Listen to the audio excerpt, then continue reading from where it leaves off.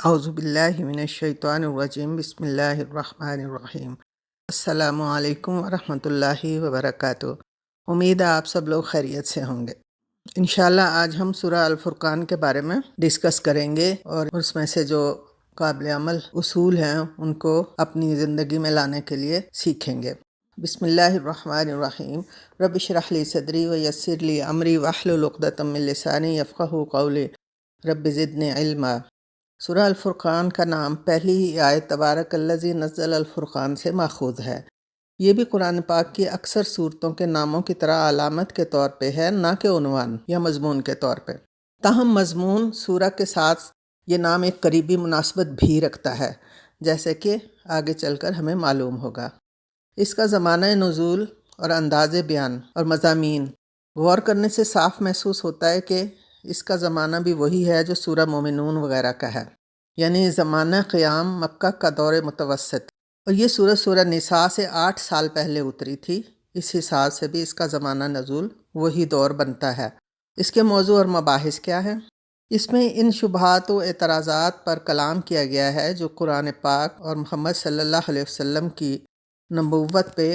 اور آپ کی پیش کردہ تعلیم پر کفار مکہ کی طرف سے پیش کیے جاتے تھے۔ ان میں سے ایک ایک کا جچا تلا جواب دیا گیا ہے، اور چونکہ ہر دور کے منافقین مشرکین وہی سوال کرتے ہیں، اس لیے اللہ کی طرف بلانے والے مسلمان کو، داعی اللہ کو، ان سب باتوں کا جواب یاد ہونا چاہیے، اور ان شکوک و شبہات کا جواب دینے کے لیے بھی دلائل ان کے پاس ہونے چاہیے۔ اور اس میں ساتھ ساتھ دعوت حق سے منہ موڑنے کے برے نتائج بھی صاف صاف بتائے گئے ہیں۔ آخر میں سورہ مومنون کی طرح اہل ایمان کی اخلاقی خوبیوں کا ایک نقشہ کھینچ کر عوام الناس کے سامنے رکھ دیا گیا ہے کہ اس پیمانے پہ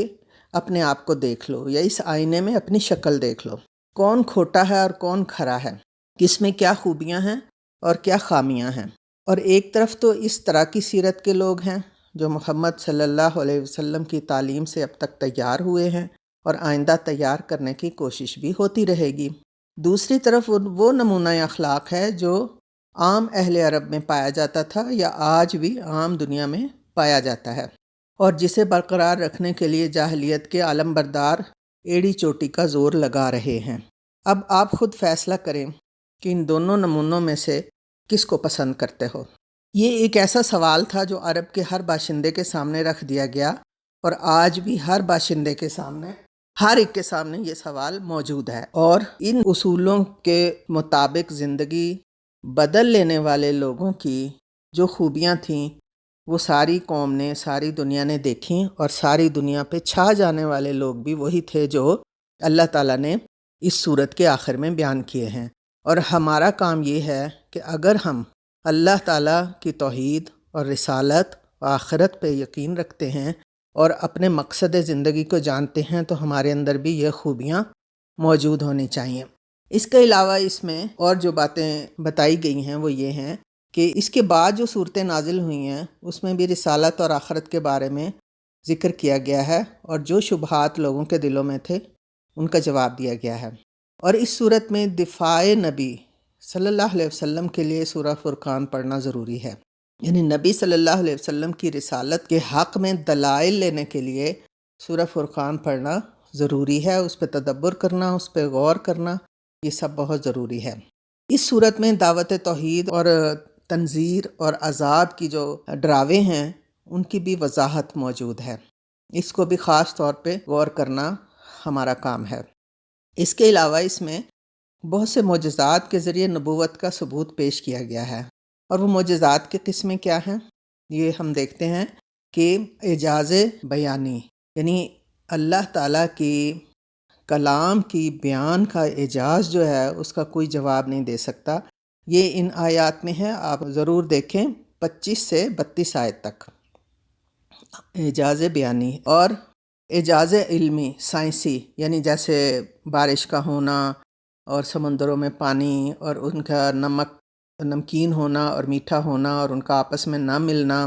یہ ایک سائنسی اعجاز ہے اور سائنسی دلائل ہیں، یہ آپ کو ملیں گی 25 سے 53 تک۔ اور اس کے بعد اعجاز غیبی، یعنی انبیاء اور قوموں کا ذکر، تو یہ 25ویں صورت میں مختلف جگہوں پہ آپ کو ملیں گی، اور اس سے آپ کو پتہ چلے گا کہ جو غیب کے بارے میں باتیں ہیں اور کلام ہیں اور دلائل ہیں وہ سورہ فرقان میں موجود ہیں۔ اور اس کے علاوہ ہیں اعجاز تشریعی، یعنی وہ احکام جو شریعت لے کر اور شریعت کے مطابق مسلمانوں پہ نافذ ہوئے ہیں، وہ ہیں 25 صورت میں 63 نمبر آیت میں۔ تو اس صورت کو پڑھنے سے پہلے آپ نے اپنی کاپی پہ کن باتوں کا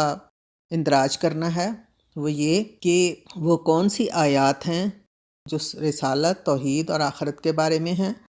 اور دفاع نبی کے لیے کون سی سورہ فرقان میں آیات ہیں، اور اس صورت میں جو ڈرانے والی آیات ہیں وہ کون سی ہیں،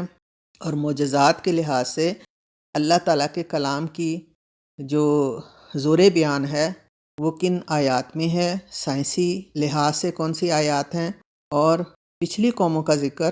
اور انبیاء کا ذکر کن آیات میں ہے، اور کن آیات میں اللہ تعالیٰ نے احکامات نازل کیے ہیں۔ تو یہ سورہ الفرقان کی جو 2 نمبر آیت ہے، اس کے بارے میں بھی اللہ کے نبی صلی اللہ علیہ وسلم نے فرمایا کہ یہ توحید کی جو تعلیم ہے اس کو بچوں کو سکھاؤ، جب بچہ بولنے لگے تو یہ آیت اسے زبانی یاد کروانی چاہیے۔ اس کے بعد ہم انشاءاللہ اگلے مرحلے میں ان صفات کا ذکر کریں گے جو اللہ تعالیٰ نے آخری رکوع میں عباد الرحمن کے نام سے بیان کی ہیں۔ السلام علیکم ورحمۃ اللہ وبرکاتہ۔